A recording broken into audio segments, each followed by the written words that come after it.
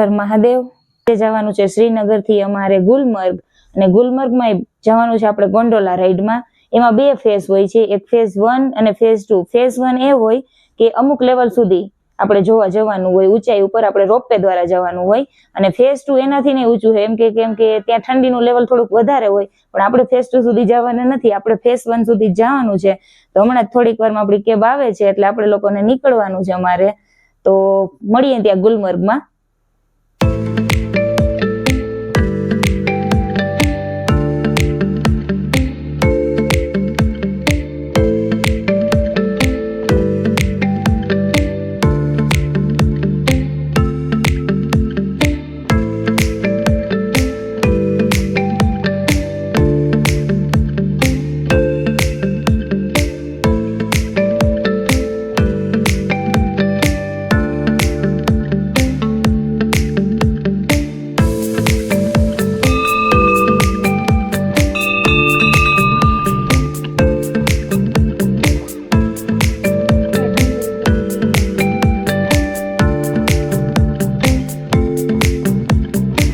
અહીંયા જો આપણે ગુલમર્ગ પહોંચી ગયા છીએ, અને આપણે અહીંથી ગોંડોલા પાસ જવાનું છે.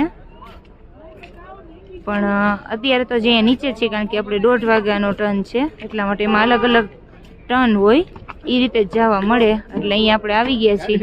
અહીંયા શિવ મંદિર છે, જે ઓલા રેડ કલરનું દેખાય છે ને, શંકર બાપાનું. ત્યાં દર્શન કરી લીધા છે. અહીંની લોકલ માર્કેટ છે, ખાવા પીવાનું ને ગરમ કપડાની ને એવી બધી. અને આ જે જગ્યા છે ને, અહીંયા ટેક્સી સ્ટેન્ડ છે, એટલે જે લોકલ ગાડી આવે ને બધી નીચેથી, પહેલગામથી કે શ્રીનગરથી, એ બધી ગાડીઓને અહીંયા જ પાર્ક કરી દેવાની હોય. પછી અહીંથી આગળ જવા માટે ઘણું બધું છે, એમ તો સ્ટ્રોબેરી વેલી છે, અને બીજા ઘણા ગુલમર્ગ લેક છે. ત્યાં જવા માટે અહીંયાથી આપણે અહીંયા ઘોડા કરવા પડે. અહીંયા ઘોડાને પોની કહેવાય, પોની કહે. અહીંયા ઉપર જોવો તમે, બધો બરફ છે. અમારે ત્યાં જવાનું છે. અત્યારે જઈ છીએ આપણે ગોંડોલા રોપવે સાઈડ. અહીંયાથી હવે 1 કિલોમીટરનું અંતર છે, અને ખરેખર તમે ગણો ને, અહીંયા ચાલીને જવા જેવો જ રસ્તો છે. અહીંયા આગળથી તો આ લોકો તમારી પાસેથી બહુ ફી વસૂલ કરે છે, બહુ ઝાઝા પૈસા લે છે. એટલે હું તો પર્સનલી સજેસ્ટ કરીશ બધાને કે તમે આ કઈ ઝાઝો કિલોમીટર છે ને, એ આપને એમ જ છે કે ઝાઝું છે. આપણે ઝાઝું આપણે થોડુંક જ અંતર છે ને, આટલું તો ગ્રુપમાં આવ્યા હોય તો આટલું ચાલીને જતા રહે ને. આવું ચાલીને તો આપણે સામાન્ય જતા હોય બધી, એટલે આપણે ચાલીને જતું રહેવાનું. આ કઈ ઝાઝું અંતર નથી, ટેક્સી સ્ટેન્ડ થી બહુ ઓછા અંતરમાં છે આ, એટલે ચાલીને જતું રહેવાનું. ગ્રુપ હોય એટલે મજા આવે. અહીંયાથી જવાનું છે આપણે ગોંડોલા રોપવેમાં. એનો રસ્તો છે જવા માટેનો. ટ્રાફિક નથી એટલે સારું છે. અહીંયા બહાર તમે જોવો બરફ બધે, ઠંડી બહુ જ છે. હવે વહેલા જઈએ ને તો સારું રે.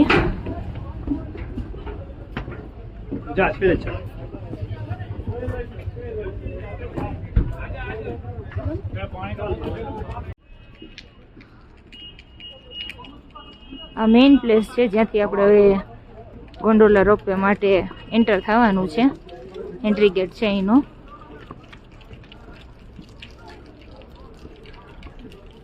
લાકડાનું જ બનાવટ છે વધારે તો, કારણ કે બરફવાળો પ્રદેશ છે એટલે.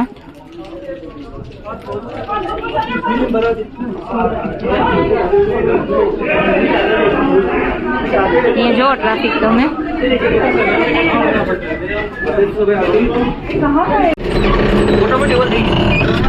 અહીંયાથી રોપવે માં બેસી ગયા છીએ.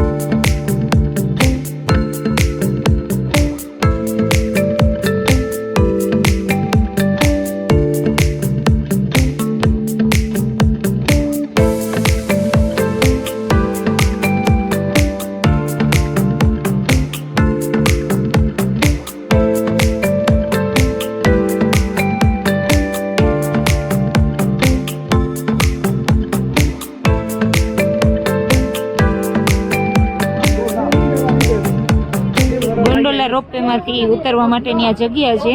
અહીંયા ફેઝ 1 છે અને ફેઝ 2 માટેની રાઈડ જો અહીંયાથી આવે છે.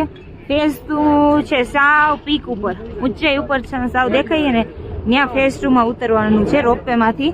પણ આપણે ફેઝ 1 ની ટિકિટ લીધી છે કારણ કે ઉપર બહુ ઠંડીમાં જવાનો વિચાર નથી અત્યારે, એટલા માટે. ફેઝ 1 બી બહુ મસ્ત છે. અહીંયા તમે જોવો મિની સ્વિસમાં આવી ગયા હોય ને એવું લાગે છે. પાણી થોડુંક અહીંયા પીતું રહેવું પડે કેમ કે હે ને શરીરમાં પાણીની કમી થઈ જાય, નહીતર ડિહાઇડ્રેશન થાય છે, એટલા માટે પાણી પીતું રહેવાનું.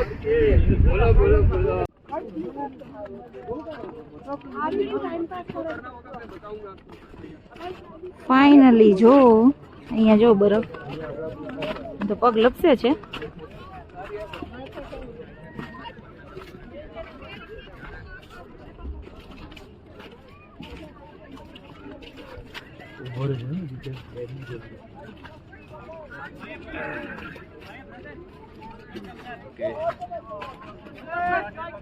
તો ગુલમર્ગની આ પહાડીઓમાં પહોંચી ગયા છીએ આપણે. અને પહેલી વાત તો એ કરું કે ઉતરા નહીં પણ આમ તો ચડ્યા જ્યાંથી રોપવેમાં ત્યાંથી જ માંડીને આ કાશ્મીરમાં પગ મૂક્યો છે ત્યારથી માંડીને બધીએ ગુજરાતી જ મળ્યા છે અમને.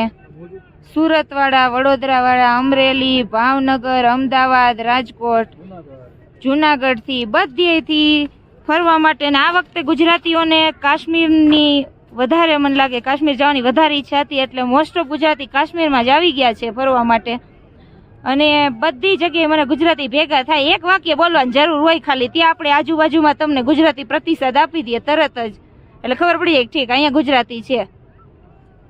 અને હવે પહોંચી ગયા છીએ ગુલમર્ગની આ સુંદર વાદીઓમાં, મિની સ્વિટ્ઝરલેન્ડ જેવું લાગે. અહીંયા જો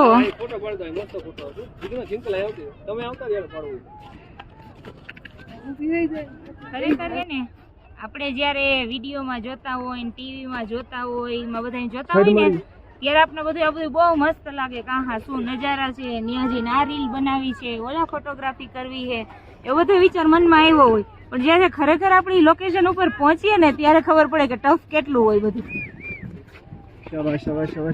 કે અહીંયા કેવી રીતે રીલ બનશે ને એ પછી બધા વિચાર જ ફરી જાય. આપણે ઘણા બધા આઈડિયા લઈને આવ્યા હોય ત્યાંથી રીલ જોઈ હોય બીજાની, પણ પછી અહીંયા બધા આઈડિયા ખોવાઈ જાય. અહીંયા તો આપણાથી થાય ને એટલું કરવાનું, નહીંતર આપણે આયલું જવાનું.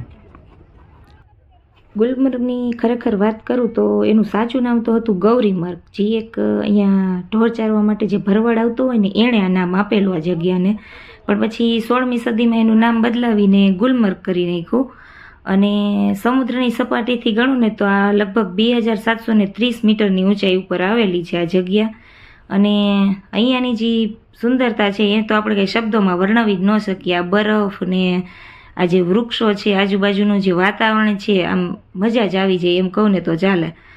અને ગણીએ ને કે અહીંયા પહાડો તો છે જ આપણે, પણ સાથે સાથે અહીંયા દુનિયાનું સૌથી મોટું ગોલ્ફ કોર્સ પણ આવેલું છે. અહીંયા જુઓ તમે, આપણે મિલનને, વિશાલને અને જિંકલને હવે ત્રણેયને મસ્તી કરવાનું ચાલુ કરી દીધું છે. ત્રણેય બરફથી રમવા માંડ્યા છે. અને હમણાં મારે જવું છે એમની સાથે રમવા માટે. થોડીક અહીંયા આવ્યા છીએ તો બરફથી ન રમીએ એવું તો ન જ બને. અહીંયા એક તો એડવેન્ચરમાં કહું ને તો એક સ્કીઇંગ છે કરવા માટે, પછી આ રીતની ગાડીઓ છે, બેસીને અહીંયા ફરવાનું, 2-4 રાઉન્ડ લગાવીને પાછા તમને તમારી જગ્યા ઉપર ઉતારી દે. એક ખાસ વાત એ કહેવાની કે અહીંયા તમને એને ગાઈડ કરવા માટે બધા બહુ ફોર્સ કરશે કે ભાઈ ગાઈડ લઈ લો, ગાઈડ લઈ લો. પણ આ અહીંયા કંઈ ગાઈડ લેવાની તમારે જરૂર જ નથી, કારણ કે અહીંયા તમે પહોંચી જાઓ. ફેઝ 1 અથવા તો ફેઝ 2 પર તો આપણે ગયા નથી, પણ હું ફેઝ 1 ની વાત કરું તો અહીંયા લોકલી તમારે તમારી રીતે પછી ફરવાનું છે. બરફમાં તમે ગોળા બનાવો, ફોટો પાડો કે રીલ બનાવો કે અહીંયા તમારી રીતે ફરવાનું છે. અહીંયા કંઈ ગાઈડની જરૂર નથી. એટલે અહીંયા તમને લોકો ગાઈડ કરવા માટે કહેશે, પણ અહીંયા તમે ગાઈડ ન કરો તો બી ચાલે, એવું મારું પર્સનલી સજેશન છે.